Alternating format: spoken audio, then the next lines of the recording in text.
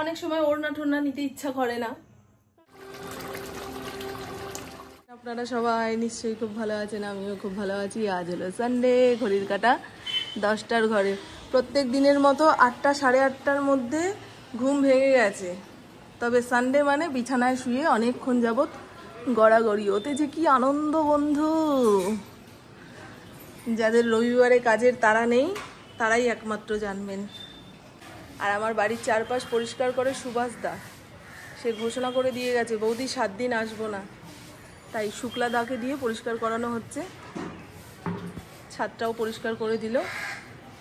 গতকাল ফুলটা ফুটেছিল, ইন্দ্রকে বললাম ঠাকুরের পায়ে নিয়ে গিয়ে দাও। উপরের ঘরের কাজকর্ম কমপ্লিট, এবারে নিচের ঘরে যাই।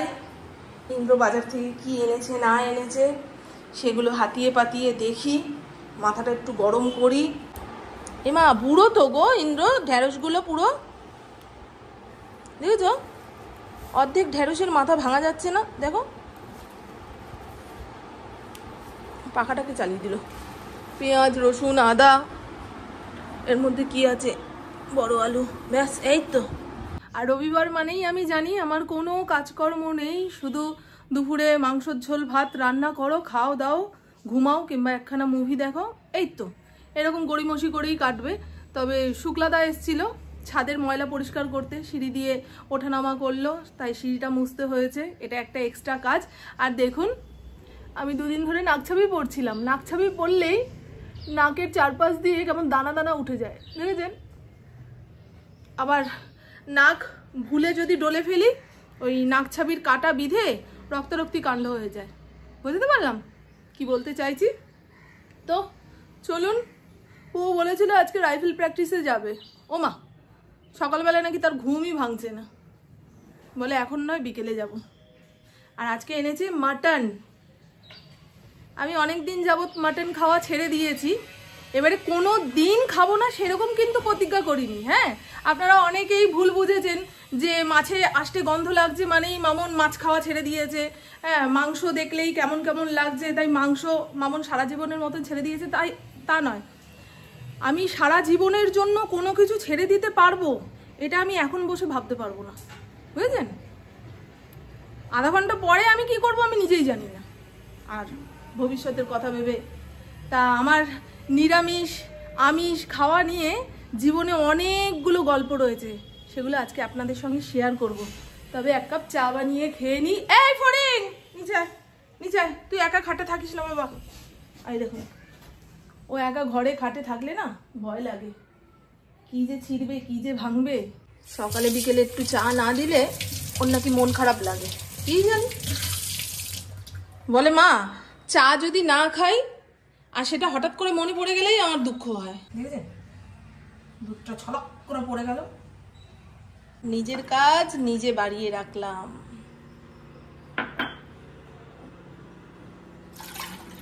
আপনাদের একদম শর্টকাটে আমার এত বছরের জীবনে নিরামিষ খাওয়া ছাড়া নিয়ে কয়েকটা গল্প বলে দিই। আমি যখন 8-9-এ পড়তাম তখন আমাদের স্কুলে সায়েন্স এক্সিবিশন হয়েছিল। তা মানব দেহের সমস্ত অঙ্গ প্রত্যঙ্গ সাজিয়ে গুজিয়ে রেখে দিয়েছে, স্টুডেন্টরা আসছে তাদের বোঝাচ্ছে। প্রথমে কিডনি, লিভার, তারপরে একটা কাঁচের জারের মধ্যে মানুষের চোখ, সমস্ত রেখেছে। এবারে মানুষের জিভটা দেখার পরে না আমার ভেতরটা পুরো গুলিয়ে উঠলো, যে ওরকম শুকনো লম্বা একটা জিভ আমাদের মুখের ভেতরে সর্বক্ষণ থাকে। বাড়ি এসে আমি আর কিছু খেতে পাচ্ছি না, খালি মনে হচ্ছে ওই জিভটাকে পার করেই তো সব খাবার দাবার পেটে যাবে, বুঝলেন? এইরকম একটা মেন্টাল পরিস্থিতি হয়েছিল। ডাক্তার কবিরাজ কত কি মা দেখাচ্ছে, কোনো রোগ ধরা পড়ছে না, অথচ না খেয়ে খেয়ে আমি শুকিয়ে কাষ্ঠসখী হয়ে যাচ্ছি। তারপরে আস্তে আস্তে ঠিক হলো, আবার সমস্ত কিছু খাওয়া ধরলাম। এবারে 11-12-এ একটা অনুষ্ঠান বাড়িতে গিয়ে দেখছি ওই গোটা মুরগির রোস্ট বলে যেটাকে, রোস্ট করে সাজিয়ে সাজিয়ে রেখেছে। ওটা হঠাৎ করে দেখে আমি চমকে গেছি, খালি মনে হচ্ছে একখানা বাচ্চা, হাত পা সব রয়েছে, শুধু মুন্ডুটাই নেই। ওই যে দেখে ঘেন্না পেলাম, আমার মুরগি খাওয়া বন্ধ। মাকে বললাম আমি আর মুরগি টুরগি কিচ্ছু খাবো না, তোমরা খেলে খাও, আমার সামনে আনবেই না। এইরকম আবার কত মাস চললো, তারপরে ভুলে গেলাম। আবার মুরগি খাওয়া চালু হলো। এরপরে আমাদের পড়ার ব্যাচ থেকে একখানা পিকনিকের আয়োজন করা হয়েছিল, খাসির মাংস আর যাবতীয় যা কিছু রান্নাবান্না করেছিল। খাসির মাংসটা খেতে গিয়ে দেখি এত বড় একটা লোম, ব্যাস ঘেন্না লেগে গেল। আমি আর খাসি ঠাসি কিছু খেতে পারবো না, মাকে বলে দিলাম মা খাসি খাওয়া বন্ধ।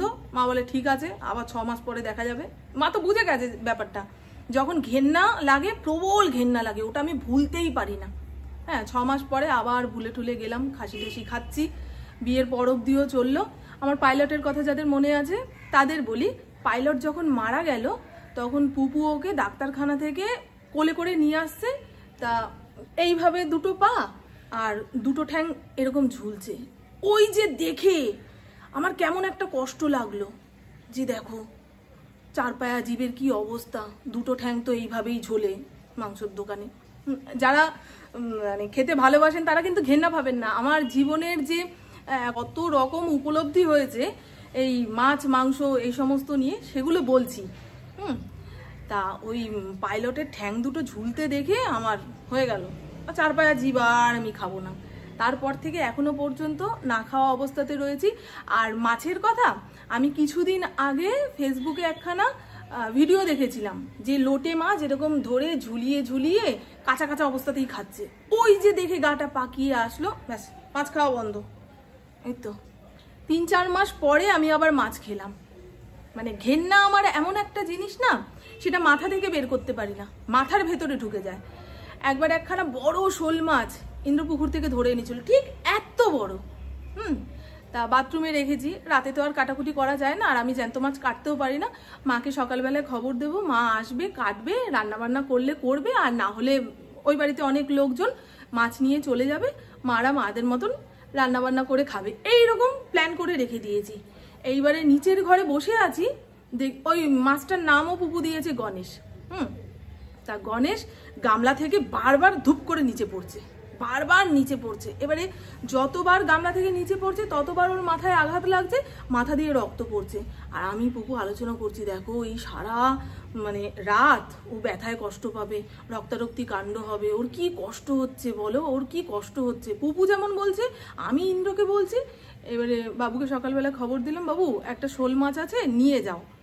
হ্যাঁ, তা বাবু বলছে ঠিক আছে, তোর মা কেটে কুটে রান্না করে পাঠিয়ে দেবে এখানে। আমি না না না না না, এই মাছ আমি আর খেতে পারবো না। ওই মাছের নামকরণও করে দিয়েছি, মাছ যে সারা রাত কষ্ট পেয়েছে সেটাও দেখে নিয়েছি, আমার দ্বারাই আর ওই মাছটা খাওয়া হবে না, মানে গণেশকে আর আমি খেতে পারবো না। ব্যাস, ওই শোল মাছ খাওয়া তখন থেকে প্রায় বন্ধ বললেই চলে। এই তো, আমি জানি আপনাদেরও আমার মতো এরকম কখনো না কখনো পরিস্থিতি এসছে, আবার সবকিছু ভুলে গিয়ে আবার খেয়েছেন, এইরকম আপনারাও বলবেন। হ্যাঁ, আপনারা জীবনে কে কোন পরিস্থিতিতে মানে প্রিয় জিনিসের প্রতি ঘেন্না পেয়ে সেটা খাওয়া ছেড়ে দিয়েছেন। শীতলাতলার মেলায় কি ভালো ভালো স্টিলের বাসন বিক্রি হচ্ছিল, ধরে ছুঁয়ে নেড়ে ঘেটে রেখে এসছি। এখন জিনিস নেওয়ার আগে মনে হয় কোথায় রাখবো, এই কোথায় রাখবো যখন ভাবি, ব্যাস জিনিস নেওয়ার ইচ্ছা মরে যায়। আগে কোনো মেলায় গেলে ফুল পাতা জংলা জিনিস সব কিনে আনতাম, আর এখন কেনার আগে মনে হয় বাড়ি নিয়ে গেলেই তো যত্ন করতে হবে, ধুলো বালি মেখে পড়ে থাকলে জিনিসটা কেমন দেখতে লাগবে, ওই সমস্ত ভাবতে গেলে মনে হয় দরকার নেই বাবা, ঘর সাজানোর জিনিস এখন। আর আমরা তো প্রত্যেক বছর দোলের সময় পুরীতে যাই, এবছরেও যাওয়ার কথা ছিল। তা ট্রেনের টিকিট কাটলাম, যাওয়ার টিকিট কনফার্ম ছিল না, যাওয়ার টিকিট কি ছিল জানো, হ্যাঁ ডিসব্যালেন্স বলে নাকি, এ তো বলবে এমনি অশিক্ষিত, এরা কিছুই জানে না। ওয়েটিং এ ছিল। হ্যাঁ, আমাদের যাওয়ার টিকিটটা ওয়েটিং এ ছিল, আসার টিকিটটা কনফার্ম হয়েছিল। তাই ইন্দ্র বলল যাওয়ার টিকিটটা ওই যাওয়ার আগে কনফার্ম হয়ে যাবে। তা সেই রকম আশা নিয়ে ভেবেছিলাম ব্যাগ প্যাটোরা গোছাই, ও মা ওইখানে গিয়ে হোটেল বুক করতে পারছে না। যেই হোটেলে আমরা থাকবো বলে ভেবেছি সেই হোটেল আগে থেকেই বুক হয়ে বসে রয়েছে, মানে প্রত্যেকটা মানুষ পুরী গিয়ে ভিড় করেছে। ভাবতে পারছেন তাহলে আমরা কোথা থেকে জায়গা পাবো। মাটন ভালো করে ধুয়ে নিয়েছি, আজকে আমিও মাটন খাবো। এবার থেকে আর কোনো জিনিস নিয়ে অতিরিক্ত ভাবনা চিন্তা করব না, অতিরিক্ত ভাবনা চিন্তা করতে গেলেই জীবন থেকে সব আউট হয়ে যাচ্ছে, আর আমার কারণে পুপু ইন্দ্র এরা অনেক কিছু খেতে পারছে না। মহাভারতে ভীষ্মর মতো ওরকম কঠিন প্রতিজ্ঞা করে বসে থাকলে হবে না।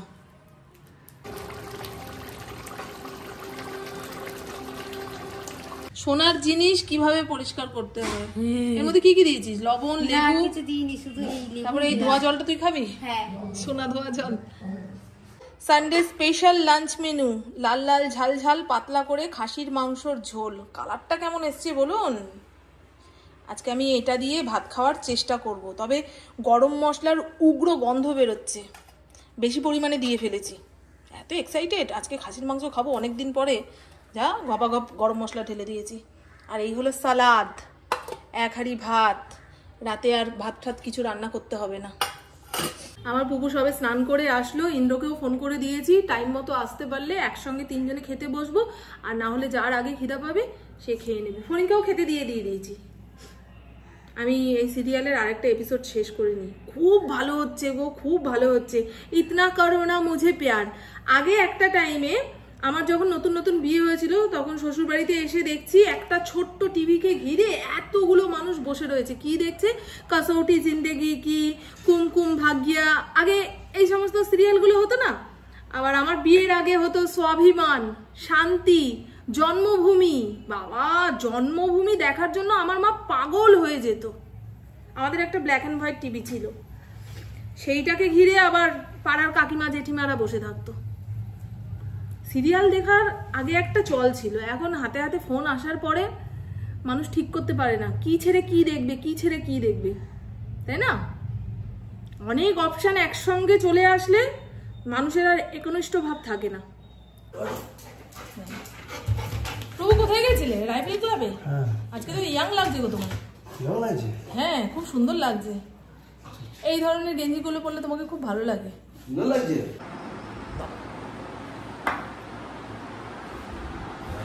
বাবা আয়, বাবু চলো চলো চলো চলো না। আমি খেলা বুঝি, কিন্তু ওই এক নাগারে বসে দেখতে ভালো লাগে না।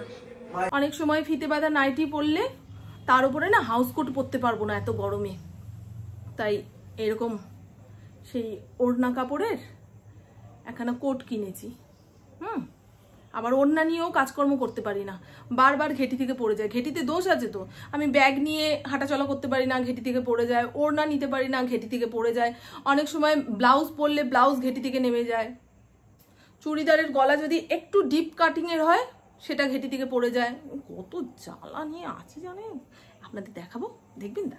এই দেখুন, এরকম কাফতান টাইপের হাফ জ্যাকেট, এই যে দেখাতে পাচ্ছি, এইটুকু কোমরের নিচ পর্যন্ত, বেশ কাজের একটা জিনিস। এই পাশে সেলাইটা একটুখানি খুলে ঢিলা করে নিলেই আমার গায়ে ফিটিংস হয়ে যাবে। এটা বলেছিল ফ্রি সাইজ, তাও আমার গায়ে টাইট হচ্ছে। টাইট না, একটু ঢিলা করে নিলে ভালো হবে। গরমকালে যত ঢিলা ঢালা পোশাক পরা যায় আর কি। তবে কালো জামা কাপড় তো পরলে আমারও গরম লাগবে, আর আমাকে যারা দেখবে তাদেরও গরম লাগবে। কেসিপালের ছাতা সেজে ঘুরবো।